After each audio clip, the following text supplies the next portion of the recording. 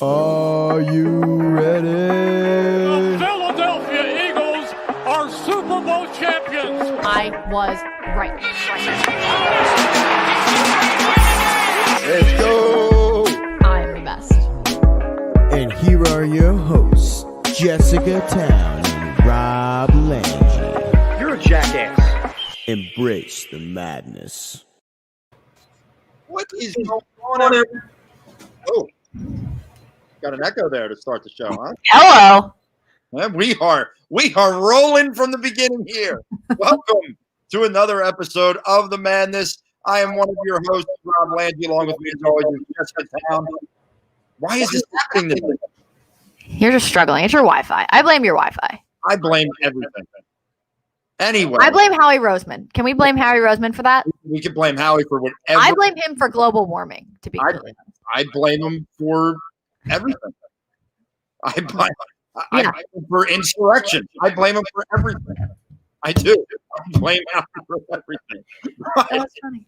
But I digress. This is The Madness brought to you by The Painted Lines. Make sure you subscribe if you're watching us on YouTube. Make sure you're commenting along. Right now, we are streaming at the same time as another stream as we are doing our Sixers in-game live reactions. So, make sure you tune into that after we're done, though. Make sure you pay attention to us first because we're gonna bring some fire tonight.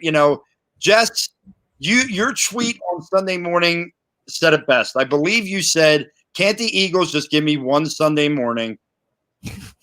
Gosh darn peace and quiet. Gosh darn peace and quiet. And I was so excited for us to have our first Madness episode where we could just talk Sixers. All right, Eagles season, we put it to bed last week. It's all Sixers. They had their meetings. Nobody's going anywhere. Everybody's staying. And then Sunday happens, and you get this little inkling that maybe things aren't so rosy between Doug Peterson and the front office. And all of a sudden, Monday at 2 o'clock, Doug's gone. He's out. It's over. Mm-hmm. Doug Peterson is fired. And I know I had texted you earlier in the day, and I said, Jess, I'm all about that they both need to go. But if Doug is really trying to go with this coaching staff, I'm okay with them moving on from Doug. So where I'm at right now is I'm okay with them moving on from Doug. I truly, truly am. Because I just think it might have happened a lot quicker than we thought, but it was done here. It was just one of those things where the front office and him were clashing. I don't agree with the way the front office handled Doug, but I also don't agree with the way that Doug has been coaching. Now, the problem is this. What changes if Howie Roseman is still in power? Nothing. And that is absolutely nothing. Okay, you decide to move on from Doug. Hey, fine. I've said it all year that if that was a decision you went, fine. But he can't be the only guy to go. And here he is, the only guy to go. Yeah, I mean, and I've been saying it since November. I mean, look at what the Phillies did. You fire Gabe Kapler, which again was not the wrong thing to do. Was not the wrong thing to do to move on from Gabe Kapler, especially with some of the names that were out there that you could potentially bring in, right? So fine, firing Gabe Kapler while retaining Matt Klentak wasn't going to change anything. And you saw that. You brought in one of the best managers in baseball over the last 20 years, and the results were exactly the same. They didn't make the playoffs. They fell apart at one point. They made a push, and it wasn't enough. And funnily enough, they had to rely on Gabe Kapler to lose games to be able to make the playoffs. They had perfect control of what they needed to do at different points in the season, and they didn't.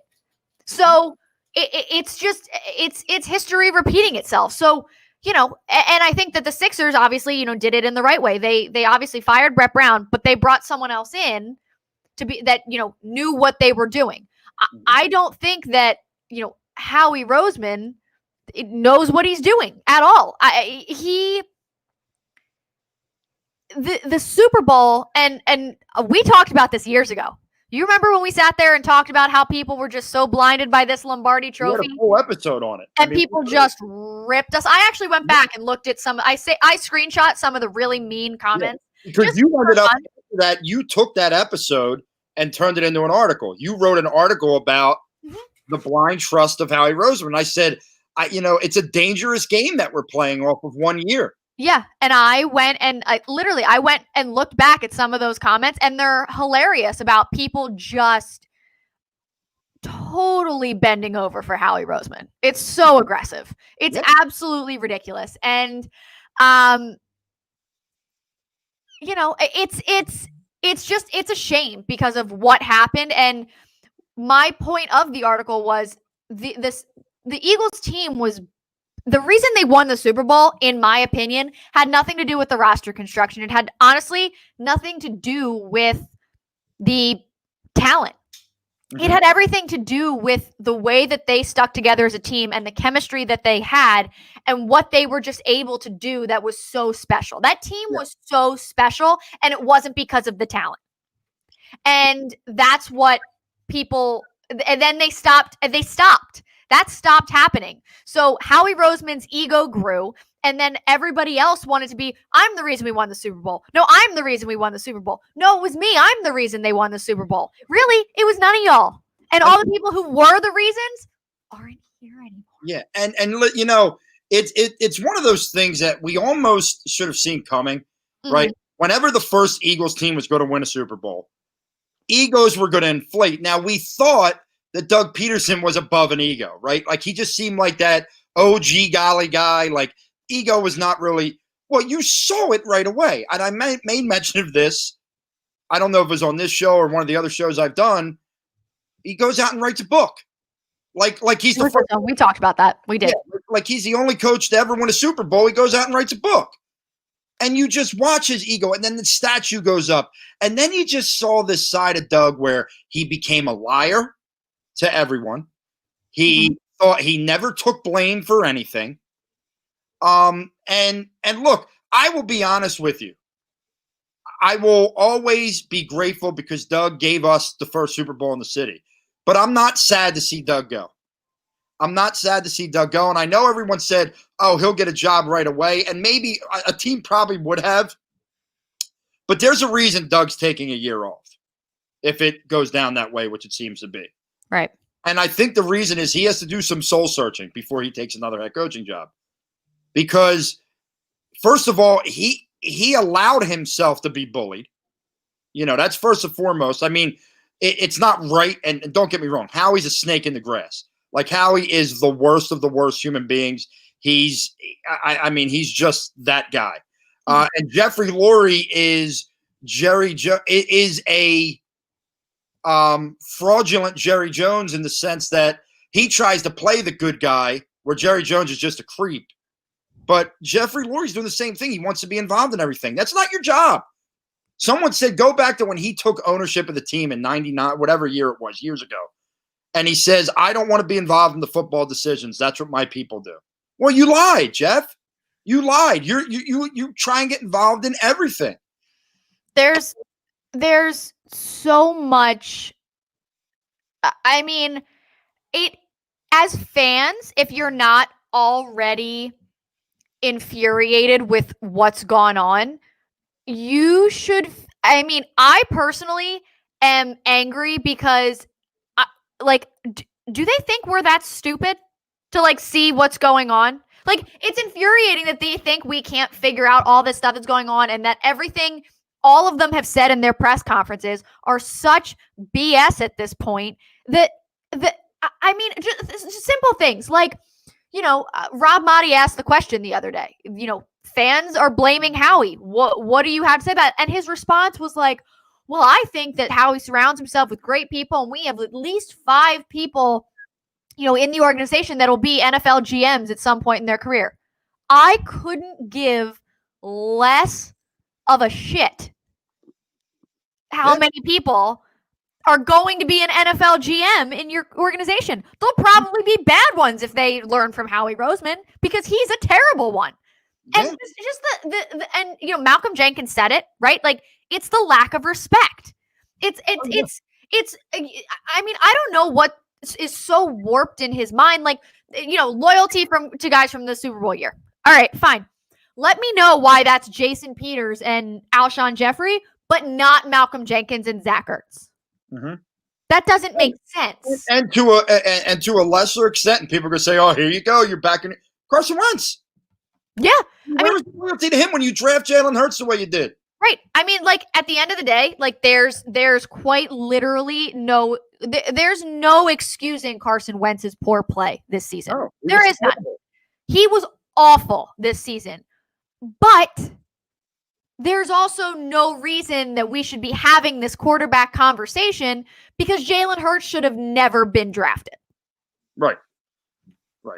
Well, I want to talk. We'll continue on this coach conversation. Let's get to a couple comments here. We have Kevin checking in to let us know. As we know, Philly's actually made a decent signing today to their bullpen, but until they sign JT, I don't care. I'm a little disappointed here, Kevin. Hi, Jess. I'm a Phillies, Flyers, Sixers, and Eagles fan. I'm here too. You're irrelevant. Apparently, I just suck, and nobody cares about me. That's okay. Our buddy James is back. He's glad that Doug is gone, and he goes to that arrogant stance. And I tend to agree. I've been saying it kind of all year that the arrogance was really showing. Our man Coyle decided to join because he wanted to come get upset because the Sixers were just playing too well and he was too happy. So he decided to come here knowing that we'd be talking Eagles. Matt Walsh, thanks, man. We appreciate it. Keep listening in. And Chris back again. They are going to be great GMs because they will see what not to do as a GM. Maybe. I don't necessarily agree that Doug is arrogant. I don't, because I think that the rest of the organization is so arrogant that he came across as arrogant just for trying to do what he's supposed to do. Does that make sense? Like, and I feel like because of the egos that were around, he just wanted to be like, I'm just coaching. I'm going to do what I can control. And I don't think it's necessary. Like, I think arrogance is the wrong word, or it's arrogant, but in a different sense than what you're saying. I just think that Howie and Jeff have way too much impact and say. And, something that kind of came out of this was, Doug saying, I was tired of being told what to do. So right. The one thing that he could control, he just was horse blinders. You know what I mean? So I think it's maybe arrogance is the right word, but not in the same way. Like, I don't think he was so arrogant and like, well, this is what works and this is what we're sticking with. I don't think that was it. I think it's because, he didn't get to decide who dressed on game days. He didn't get to decide where the snaps were allocated. He didn't get to decide any of that. He didn't get to decide on who was drafted. He doesn't get to decide any of those things. He had absolutely no control other than what happened from kickoff to the clock hit zero. That was all he had to do. And there were times here and there, I think it's definitely plausible that there were times in game that he was not the one who made decisions there either. There was someone else who made a decision. And I think that one of those decisions could have been, again, this goes along with my conspiracy theory about Howie Roseman being behind everything. My personal opinion, I think that the benching of Jalen Hurts came from higher up. We want to stay at 6, do not win this game, which would explain a lot of why so many players on the team were so confused as to what was going on, right? Also, if there's, stories being leaked, I'm inclined to believe they're coming from Howie Roseman. So leaking a story about maybe only playing Jalen Hurts a little, the first half, whatever. I don't think that was Doug's decision, but Doug is the one who took all the heat for it. So I don't think, maybe arrogance is the right word, but I don't agree with the same sense of where it was coming from. I don't think it was this is what works, so this is what we're doing. I think it was, this is all I get to control, so I'm going to do it my way. Right. And obviously, it's not the right way to go, but I just think that the way he was treated, the only coach to bring a Super Bowl here, the way he was treated is so disrespectful. And it's shameful the way that this organization has handled so many of these players that were actually crucial parts to that Super Bowl. Being Doug Peterson, the Carson Wentz, Malcolm Jenkins, Zach Ertz is another one. These guys have been disrespected over and over and over again, and it is only a matter of time before it all comes out. Yes. And I agree that he wasn't treated well, but to do what he did is what I mean in the sense of arrogance. To coach the games the way he did, regardless of what the reason is, to not adjust to something better. Sure. It's Jim Schwartz, right? Jim Schwartz sticks defense. It's arrogance. It may not be arrogant in what you say and all that stuff. But Doug, listen, I don't have ill will towards Doug. I don't think anyone does. Yeah, no. I was okay with the letting go of him. I'm not okay with the keeping Howie Roseman. And I firmly believe now that the only reason Howie Roseman is here was Howie Roseman's last-ditch effort to truly save himself. And I know him and Jeff are close. But if John Dorsey doesn't secretly get added to this front office in November, I don't think Howie Roseman's still here. I think that was Howie's way of saying, oh, see, I'm going to listen to guy. Even though he's not. He's not going to listen to him. We all know he's not going to listen to him. But I think here's my hope. Here's my hope that they get blown away in an interview by one of these younger guys, one of these first-time head coaches. And I don't know if that's Robert's. How do you pronounce his last name? Is it Saleh? No, I think I've asked Joe that question 15 times. Saleh. I don't want to say it wrong. Right. I really like this guy. I love his passion. I love his energy on the sideline. He could be Howie Roseman for lunch. And I think he's a guy that will have respect of his players, right? So that we can solve that issue. But what he does is he brings a great staff with him. He brings the quarterbacks coach from San Francisco, Mike LaFleur's brother. He brings D'Amico Ryans, who's his assistant DC and linebackers coach out in San Francisco, probably with him to be the defensive coordinator here. I think guys on this defense would thrive under his system, just the way that they play it. It's a tenacious downhill defense. They'd have to actually value a linebacker. Right. Someone brought up a point, and I'm not saying that he's got to be your stud linebacker. You need to bring another one in for the love of God. But Alex Singleton could maybe play really well in his defense. Maybe. Yeah, they need a better linebacker than Alex Singleton. Yes. Yes. Howie doesn't have pictures on Jeffrey. They go to the bathroom together, Chris. They're bathroom buddies. I think they might be more similar than we all realize. Like, I think Jeffrey comes across much better than Howie does. And I think they're both equally as egotistical and slimy. Yeah.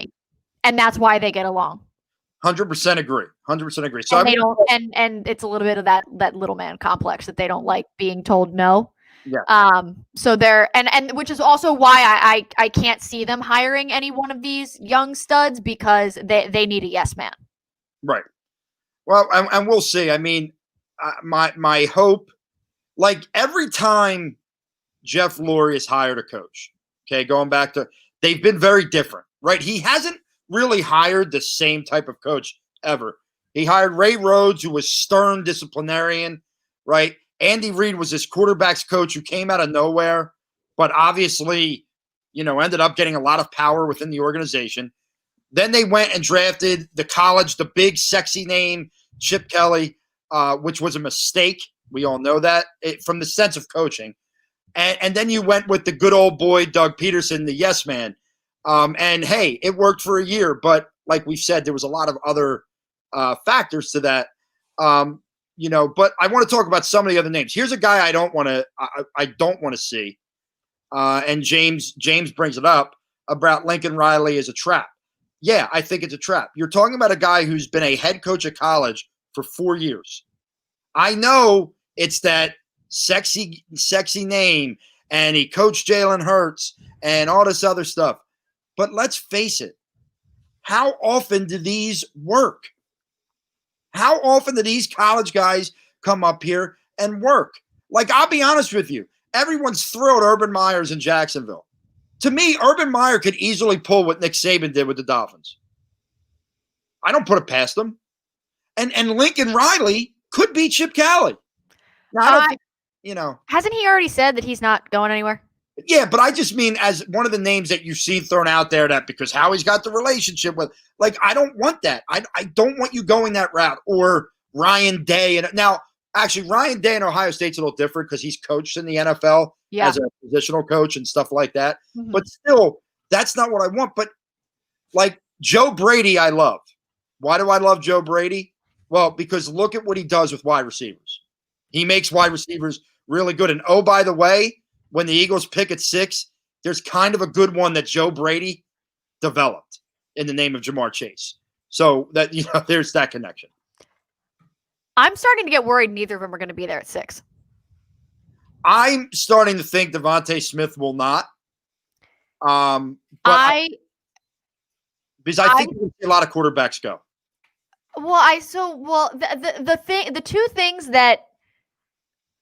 The two teams that I worry about ahead of the Eagles.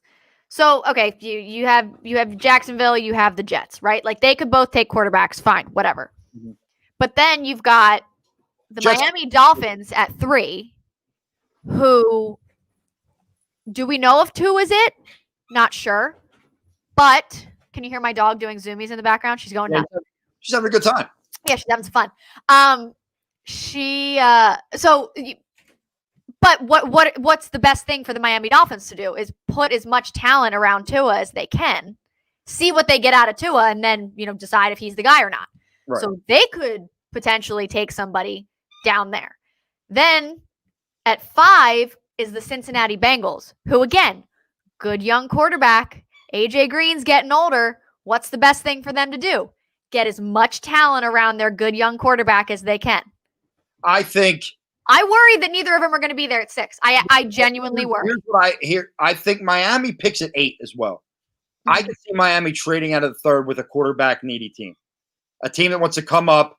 And if Justin Fields is there, get him. You know what's going to happen. These quarterbacks are good. So Zach Wilson from BYU could go top 5. You look scared to death right now. Joe just tried to take his jacket off and just punch the ceiling, and he's in a little bit of pain now. But I thought he tried to kill a bug or something, but he just punched the ceiling like an idiot. I've done that. It hurts. It doesn't feel good. Anyway. So there's that. In Cincinnati, they just drafted T. Higgins, who was really good for them this year. They have Boyd, who's really a good receiver. What do they need? They need to protect Joe Burrow. Well, there's the left tackle from Oregon. I can't remember his last name right now.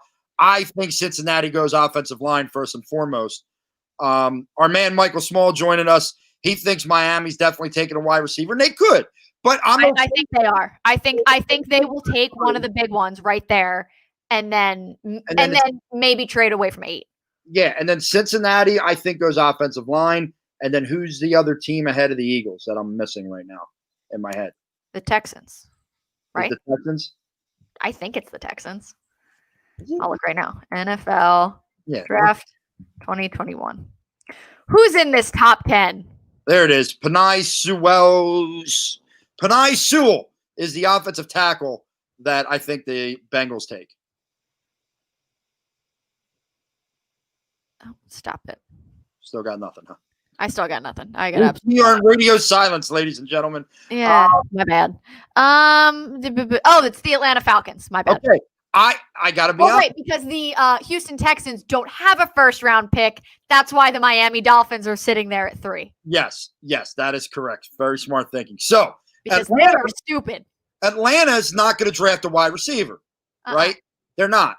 And to be honest with you, I think you might see the heir apparent to Matt Ryan possibly there. I think that they could that would make sense. I think they could trade back a lot of things. But if they trade back, it's going to be with a team that's coming up to get a quarterback. So I do believe that Jamar Chase or Devon, one of them will be there. I'm not going to be upset with either. Neither am I. If they're not there, and the Eagles don't trade back, they stay where they're at. There's another position of a lot of need on this team as cornerback.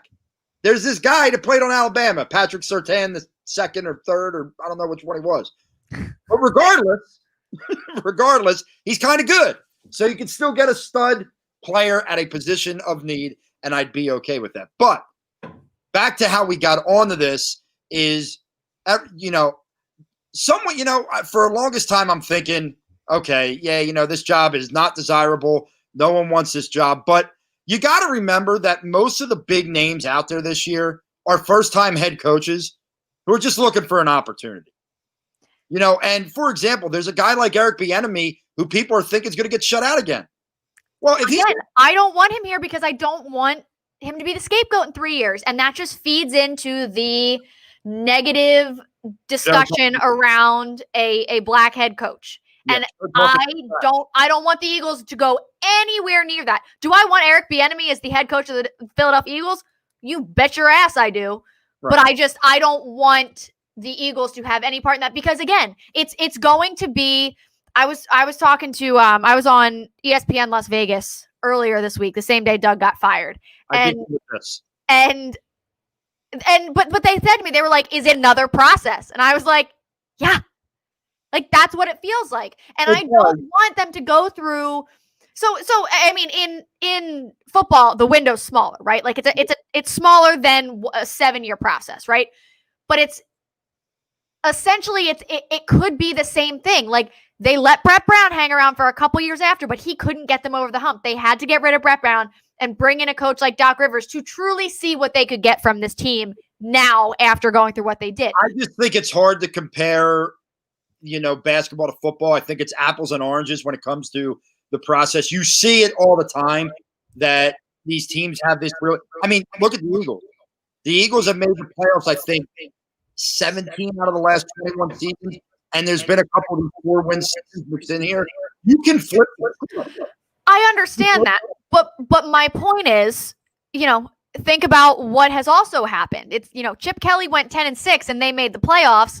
And then all of a sudden things weren't going well. And then, they brought Doug Peterson in. They went 7-9 and they almost fired Doug after year 1, which has come out now, and replaced him with Jim Schwartz. Right. Which is why Jim Schwartz was really never on any sort of hot seat. No. Jim Schwartz was very highly valued. But anyway, so, and then, again, then they win the Super Bowl, and then they've just gone downhill ever since then. And the right thing to do was to get rid of Doug Peterson because you needed someone new in there. I don't want the right thing to do to just make a head coach a scapegoat, because I think that what's going to happen is it's going to be 3 more years of the same crap.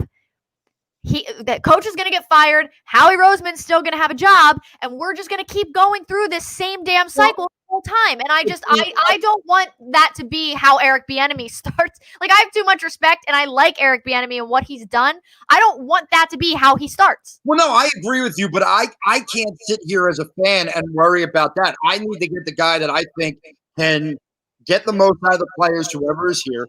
By the way, this would be amazing. I just don't see how they sign Allen Robinson unless they really rid themselves of cap hell. But as Coyle said, Philadelphia is still a top 4 market. It's still a top 4 market. People are still going to want to come here to coach. And I'm telling you, I don't think, is it a great job? No.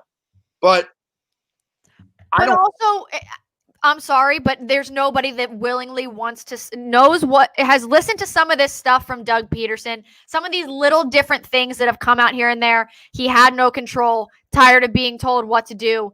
And the fact that they can't keep one little rumor or anything in-house, one conversation in-house, everything gets leaked. They have little minions here and there in different media, in different forms of the media that they're leaking stories to. Why would anybody, top 4 market or not, whatever you think it is, I'm sorry, that's not desirable for someone trying to get their foot in the door as a first-time head coach and command respect in the NFL.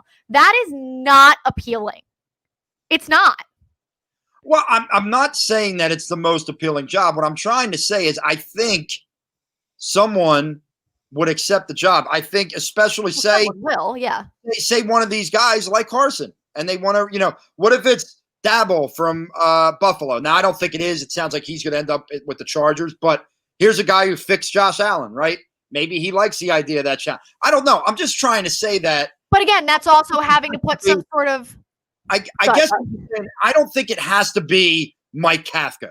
Like, I don't think it has to be that guy. That doesn't mean that they're not going to make that move because of like what you said. If a yes man is what they want, well, you're going to get one. But Jeffrey Lurie rarely goes to the same well. And what I mean by that is I would be stunned if he went back to Kansas City to get his next head coach. But either way, this is still that means they have to put some sort of trust. Like, okay, so say the guy from Buffalo, that's who they want because they want him to come fix Carson Wentz, right? Mm-hmm. Okay. They say, yes, we're going to keep Carson and we want you to come in and fix him. You're an idiot if you think you can put any sort of stock in what they promise you and they won't trade Carson Wentz in May. Like, there's absolutely no saying that that's what's going to happen, which just goes to the dysfunction of the organization. So obviously, like, people who want to be a head coach, someone's going to take the job, right? But if you're upfront offered job X, Y, Z, or Philadelphia Eagles, X, Y, or Z is going to be way more appealing than Philadelphia Eagles because of what they've got going on. In terms of the cap, in terms of this, in terms of that. Because again, they can tell you they're going to keep Carson Wentz all they want, but then the owner just referred to him as an asset and said, and you can flip, you can fix the cap in a year. Well, and so it doesn't. Again, I put no stock in a single word that comes out of any of their mouths. But you know what's interesting about the asset was it wasn't just Carson Wentz that he called an asset, right? Still, and here, first of all, I love the fact that Joe is sitting right next to me doing this, right next to you, asking a question, but he's asking it to me. That makes me so happy. So jackass. Joe, I appreciate you. Oh my god. There we got to stick together, Joe. Meanwhile, he's like laughing his ass off, but like trying not to make noise. Like, it's ridiculous. Anyway, be of the future. That's all I'm going to say. But let's just end. I don't want to talk Eagles much more, but I want to end.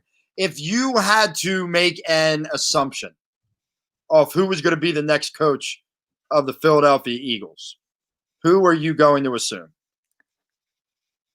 I don't even know. I know. Like, I don't have an assumption. That's where I'm at. I got nothing. Like, I got nothing. He already knows Jesse's answer, he said. I think he meant to the previous question. That I know. I know. I know who in a perfect world, I do want them to bring in the entire staff of the San Francisco 49ers. I think that would be great. Well, I guess that, yeah. Who you want is that it's probably Saleh and his staff. Yeah, 100%. That's who I would love to have here, but there's only a couple of guys that I've basically said to myself that I don't want. I don't want Mike Kafka. I don't want to go that route.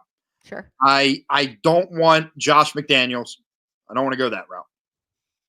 I don't want this Gerard Mayo. I don't know what this is all about. I mean, if that's just to make the Rooney Rule work, that's a disgrace. Or I don't know if it's their way of, okay, here's a linebackers coach. We'll interview him for head coach, but if we get an offensive-minded guy, maybe we can pull him here as a defensive coordinator because he's a respected coordinator. I don't know. I can't figure out, like you said. Bring in a linebacker guy. You have to actually value a damn linebacker. You would think.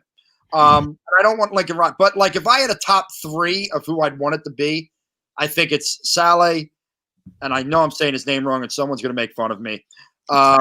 Joe Brady. I would love just from the way he develops wide receivers. I mean, look at the year Robbie Anderson had this year, right? Remember, Robbie Anderson wasn't worth the money, right? That's what everybody said. Robbie Anderson wasn't worth the money to bring him here.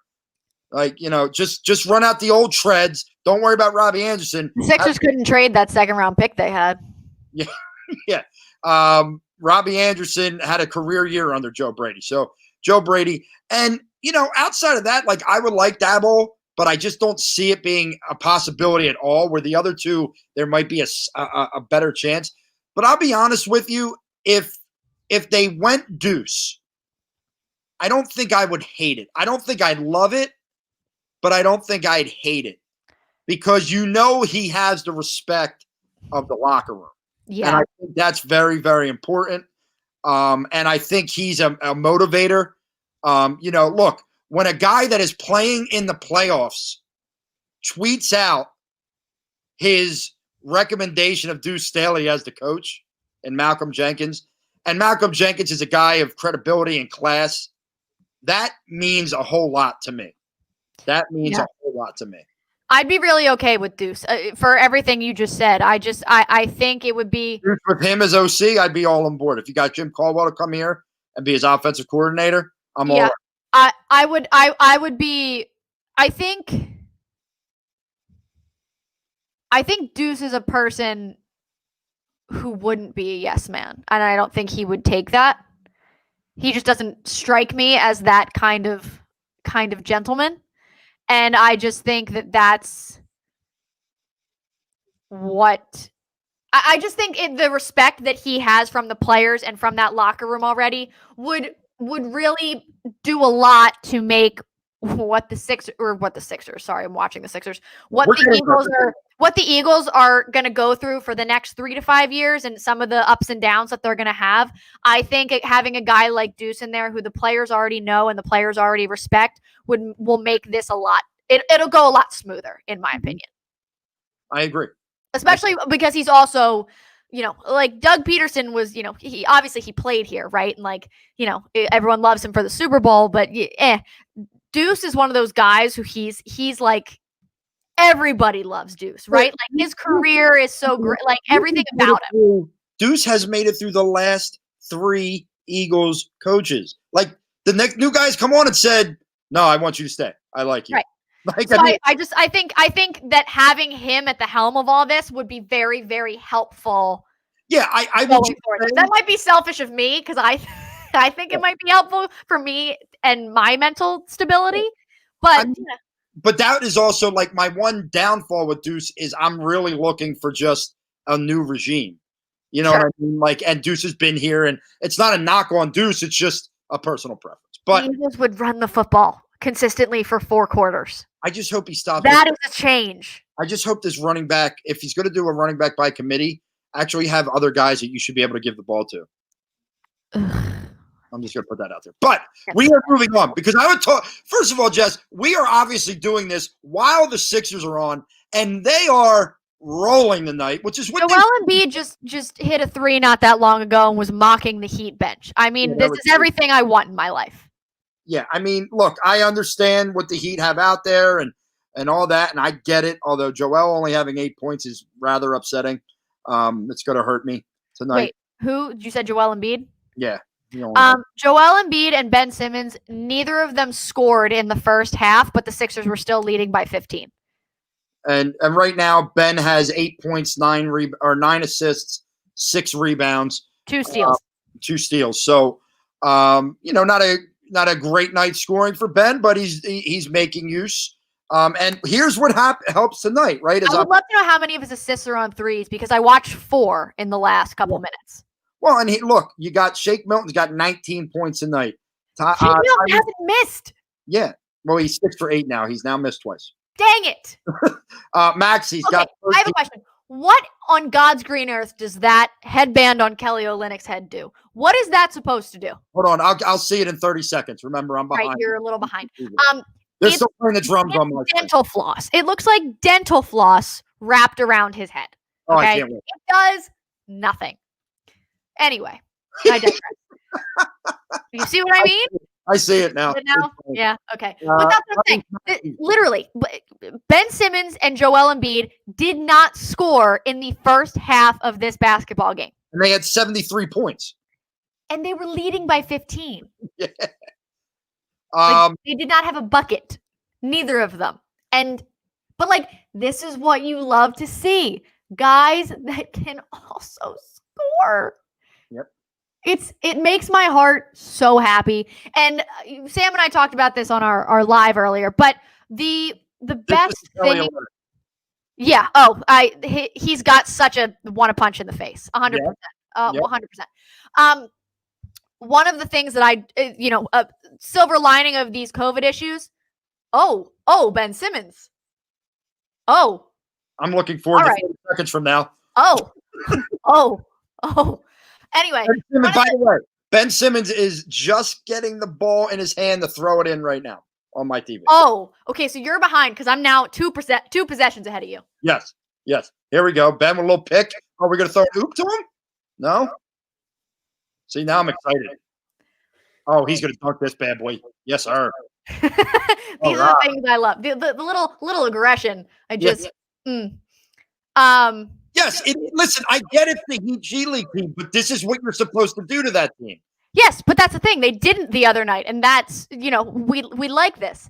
It was also the second half of a back-to-back, and Joel Embiid hasn't played the second half of a back-to-back and played 45 minutes. So get out of my face. But anyway, the silver lining of all of these COVID issues really is the fact that they got some time out of these young players and meaningful minutes. So then, you move on to a time where you can bring in guys like Isaiah Joe. That's another assist on a 3-pointer for Ben, by the way. So now he's got 10 points, 7 rebounds, and 10 assists. It would be funny if he gets his triple-double game this first game after the rumors, which we're going to obviously address here in a moment. Yes, but so I think that being able to get something from your young guys, Isaiah Joe, Tyrese Maxey, and Dakota Mathias, all starting to get in a rhythm, but also starting to get confident and be confident that they can play with these guys, with these vets, and play meaningful minutes and be useful in some of these situations. That's going to be huge come the time when it's playoffs, crucial games at the end of the season that the Sixers need to win for seeding purposes and what have you.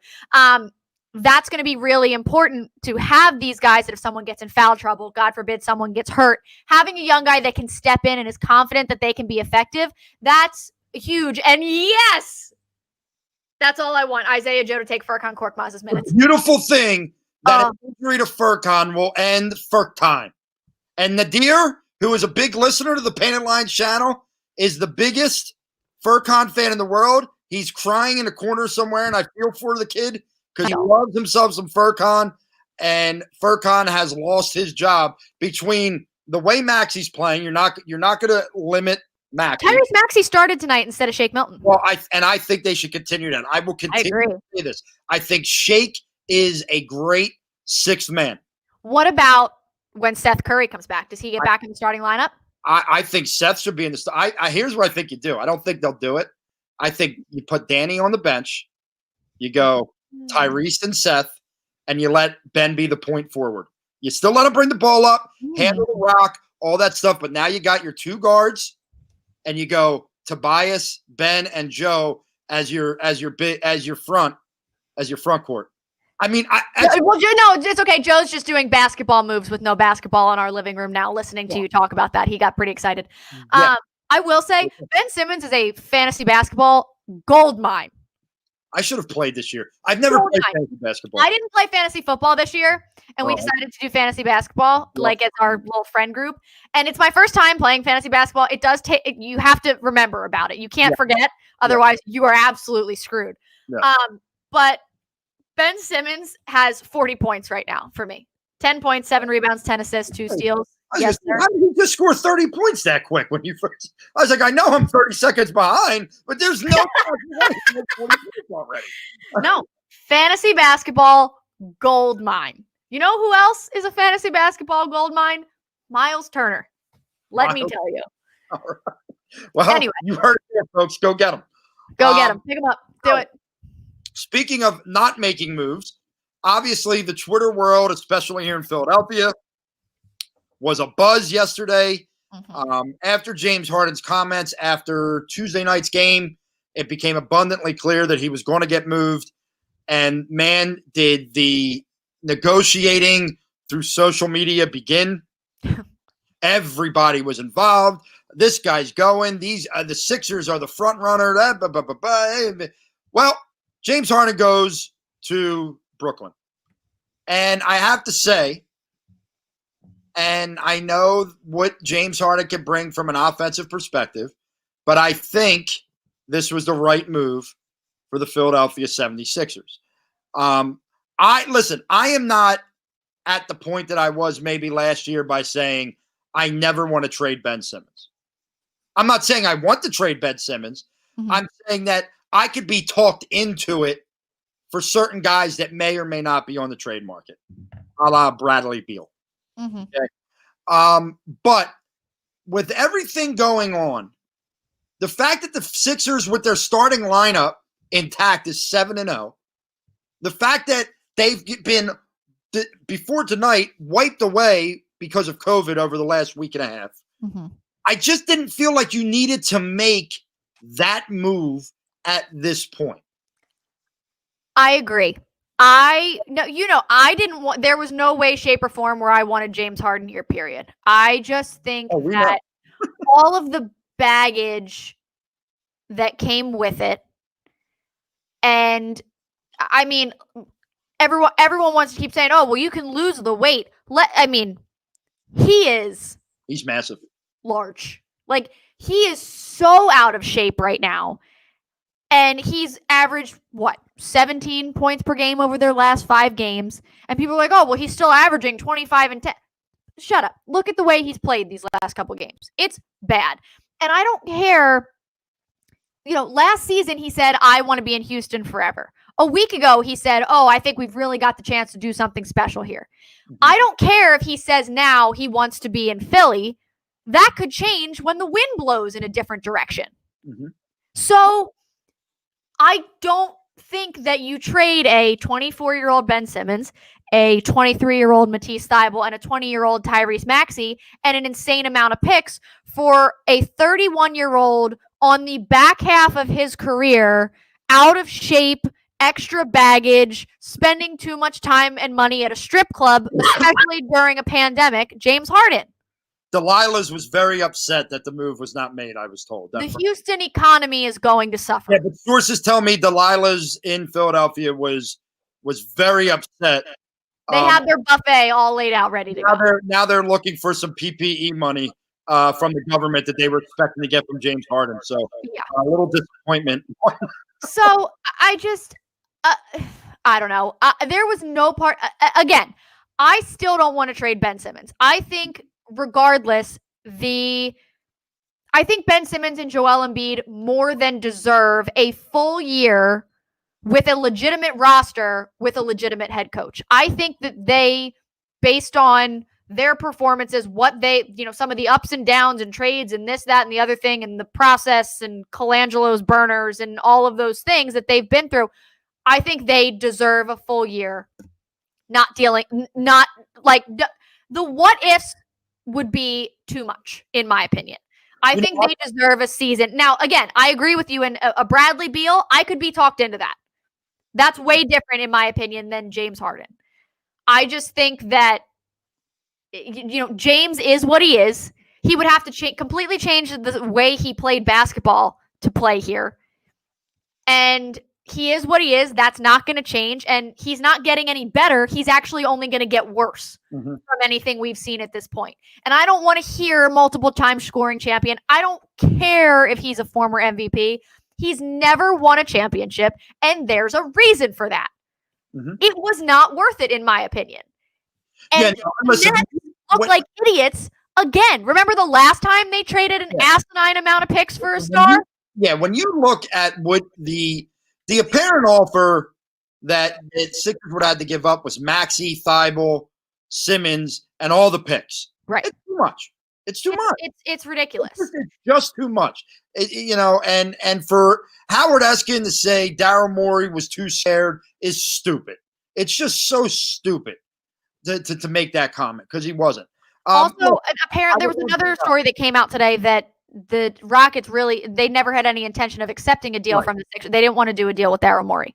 Right. Look, I love Zach LaVine. I don't know if I'm giving Ben Simmons up for Zach LaVine. Absolutely not. I think that you could get Zach LaVine without giving up Ben Simmons, to be entirely honest with you. I'd give up a first-round pick for Zach LaVine, but I'm not giving up Ben Simmons for Zach LaVine. No. Isaiah Joe from way downtown. Just feeling it a little. That happened we're watching the replay now as they're about to go into commercial. You zip it. By the way. Okay? Listen, I'm paying $105 less a month in cable, in TV, by doing this. I'm proud of you. I'm very proud of you. That is a $1,200 a year savings. And when you have 3 kids, that's like That's important. and food and Playmobiles and all kinds of other crap. Which, by the way, Ariana's Playmobil toy that fell out of Santa's sleigh on Christmas Eve just arrived on Monday. Nice. Finally. That's fine. There were a bunch of things from like I'm there's things still coming in that I ordered that are just trickling in as they please. Well, there are things that probably will never show up. We keep getting return to senders on our Christmas cards, and I'm like, well, we're not going to send them now. We got your Christmas card. Oh, did you? Okay. I'm fairly positive. If we did, it's hanging on our door. I'll have to go back and check. Is it on there? I feel like we got one from them.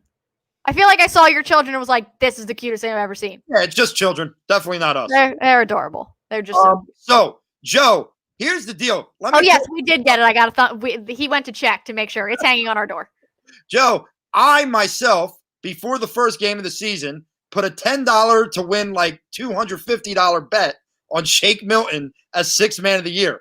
One of the main reasons you'll continue to hear me fight for him not to start and for him to remain is because you want to win your money. Yeah. I want to win a bet. So I'm just putting that out there for everyone to hear. Fair enough.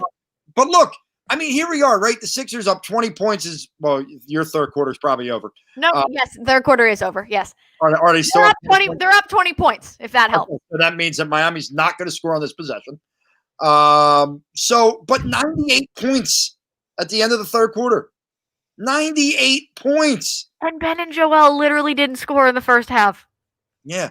I'm a little disappointed, though, because now they're both probably not going to play anymore, and I really needed them to score more for my parlay. So that's not going to work out for me. Joel Embiid has 9 points currently, and Ben Simmons has 8 points. So I'm sorry, Ben Simmons has 10 points. That's my bad. I don't want to hear any words. No words today. Yeah, I mean, this is the best point. Durant's got a player option in 2022-23. So does Harden. And Kyrie Irving is missing in action, so there's that. Yeah, he's probably not going to come back. And the Nets literally have 3 open roster spots. Like the Nets are not okay. No, and imagine if both of those guys walk. They have no draft picks. Well, that's what I mean. They have. What do they do? Sure that they don't walk. I mean, you have to make abundantly sure that they don't walk. They are still trying to recover from the last time they did this, and they just did it again. Mm-hmm. Like, this was a ridiculous, like, they did not, everyone wants to talk about who won and who lost the trade, right? And I was listening to Jalen and Jacoby today, and Jalen was like, whoever ends up with the best player wins the trade. So the Nets won the trade. And I'm like, yo, out of the 4 teams, the Nets are on the bottom. Like, they came in 4th. They didn't even place. Like, they don't even get a medal for where they came in list of those trades. Yeah. It's crazy. I mean, and that's just, look, I get it. They see their window, but the fact is your window is very small. Mm-hmm. Very small window, and you really have to hope, if you're a Nets fan, that is, that they get it done. I mean, but I don't know. I mean, Kyrie, like, this Kyrie thing is so weird. I'm not surprised. Anybody that thinks the earth is flat is going to go off the rails like this. Burning sage on the court. What a freaking weirdo, man. Unbelievable. I've never in my life thought I would see something like this. And again, if it's like a mental health thing, I mean, like, I obviously wish him the best and hope that he, takes care of everything. But then you see like the videos of, you don't know, where's that video from? Is he in a club? Is he in a bar? Anywhere that he's not supposed to be? I mean, like, he's clearly violating league protocols regardless, but like, how bad is he violating the league protocols currently? Who knows? I mean, it's exactly. I don't know. Is it true that Oladipo doesn't want to be in Houston after the trade? I mean, he's a free agent at the end of the year anyway, so I would love to just bring him as like a buyout type of situation. But dumb would Houston Rockets be to buy out? I mean, if he puts on 50 pounds and decides not to like really play and trash talk his teammates and organization. Oh wait, they already had that. I mean, I can't. He is a selfish human being. I don't. I mean, Kyrie left Cleveland because he didn't want to be Robin, but like, what is he now? Listen, I said years ago when Kyrie forced himself out of Cleveland, I can remember I was doing this show. I don't know if I think I might have been individual by that point. And I spent a good 20 minutes talking about Kyrie, be careful what you wish for. Because I never knew if he had the mentality to be the alpha. And he's proven me right. He doesn't. He has no clue. And this is why he's now losing his mind. And I'm here for it. He can't even be the beta correctly. No. Like, yeah, he's out there, dude. Yeah. He's out there. And yeah, I just looked up when the date of that trade was. We were not doing this together yet. But No. I mean, like, I could never figure out why what the Cavs did absolutely nothing while he was there without LeBron. Mhm. And I mean, like, I guess they put a couple more pieces there, like a little bit, but they didn't really do much to that roster outside of LeBron coming back. Yeah. You know what I mean? Like, right off the bat, they didn't really do, as they had to continue to try to compete with the Warriors, they made more adjustments. But initially, they were still a finals team just by adding LeBron James. And obviously LeBron James is LeBron James, right? Like, he's the greatest player in the world currently. But like, I don't know what Kyrie thought. And then, like, I don't know. It was so strange to me because as long as LeBron's been around, we've never seen someone try to get away from LeBron. We've seen people try to force their hands to get to LeBron.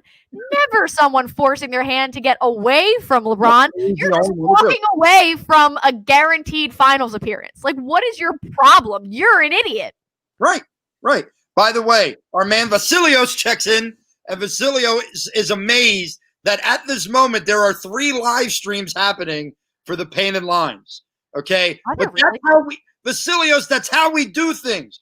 We are just rolling right now. We don't have enough airtime with the amount of shows. We got golf shows. We got Chris Ives is Mr. Crackpot tomorrow. Listen to this. So he does this Suit Up podcast for this movie Matrix.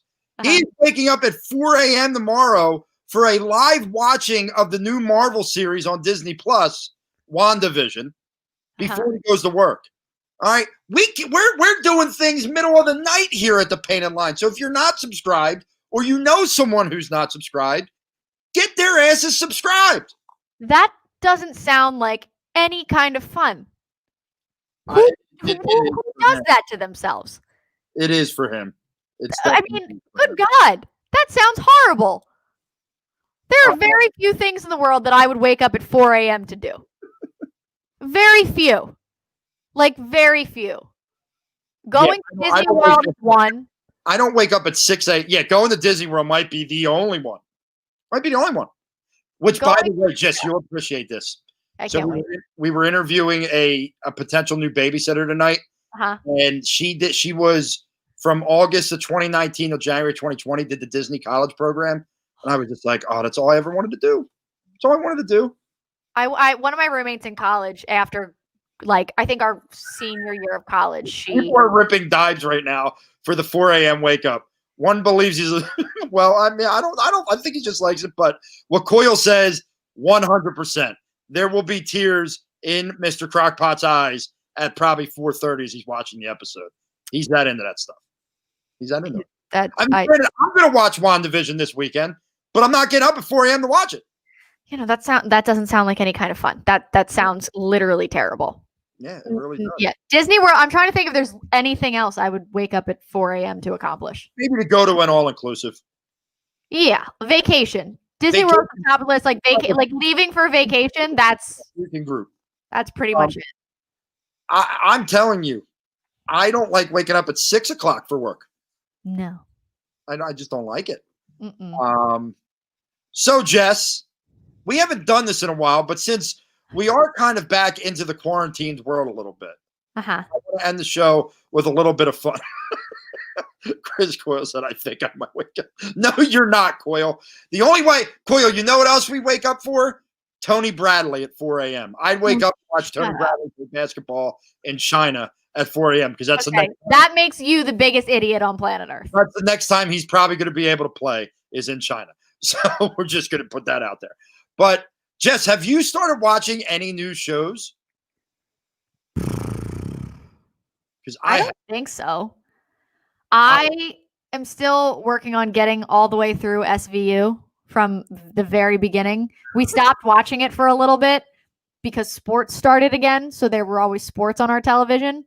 Yes. I think we're in season 16 now, which I think I've seen the majority of 16 through 18, but we want to make sure so we get everything that's on there. But I haven't started anything new. Well, here's first of all, if you have not watched Cobra Kai, although you're young, so I don't know if you'll enjoy the nostalgia of it. I mean, like I've seen the Karate Kid several times. But do you like the Karate Kid? Like, is it a movie that you like enjoy? I enjoy it, but it's not one of those like I won't turn it on every time I see it on the TV. So someone described Cobra Kai this way, and it's a perfect. It's silly, it's ridiculous, but it is so nostalgic, and it is so like you're locked in. You just get locked into this show. It is literally the most ridiculous scenarios ever put. Like someone put on Twitter today, how come no one's talking about the fact that a bunch of 45-year-old men are getting karate gangs to fight each other in the streets of LA and not having an issue with it? But it really is good. I love it. But the other one, here's my new guilty pleasure. Okay? Here's my new guilty pleasure. Bridgerton on Netflix. I've heard it was really good. I've also heard it's definitely not a show to watch with your parents. No. I have friends that did and regretted it immediately. But here's the thing. So I've always said I've watched the teenage girl shows like there was no tomorrow. You know, I was into the OC. I was into 90210, Gossip Girl. I was into all of them. Bridgerton is legitimately Gossip Girl set in old England, like, you know, the old British times. Like, there's literally this woman who writes every day in the newspaper about all the stuff that's going on around the world, and people just live off of what she said. It's literally Gossip Girl. And I turned it on one night. It was like New Year's Day. I was down the beach. Everybody gone to bed. I was like, let me watch an episode. And at the end of the episode, I was like, oh boy. I can't turn this off. It's like this show, and no 36-year-old man should be watching this show on his own. It sounds like it. I'm a 36-year-old man watching the show on his own. And that's weird. Why? No. Why is it weird? It's very good. It's very good. Look what our friend Vasilios just said. What's that? Listen, your mom's got good taste in television, Vasilios. I don't know what to tell you. Look, I finished I want to watch it. I've heard good things. Yeah. I literally finished Cobra Kai in like 2 days. So I was like, I need something else. And it was there. And I clicked on it. The rest is history. Jess. Was that Isaiah? Oh, no, that was Matisse. Matisse, thank you, buddy. Oh, Ben's back in the game. Yay. They're trying to get him his triple-double. Yeah. Jess, do a little plug action for yourself. Okay. So our episode of Babes on Broad with Nick Ertz came out today because we sent it, and then 1,000,001 things happened with the Eagles and the world exploded. So lots of things got put in front of us. So that is out now. I definitely recommend going in to check that out. Some really interesting insight on some different things there.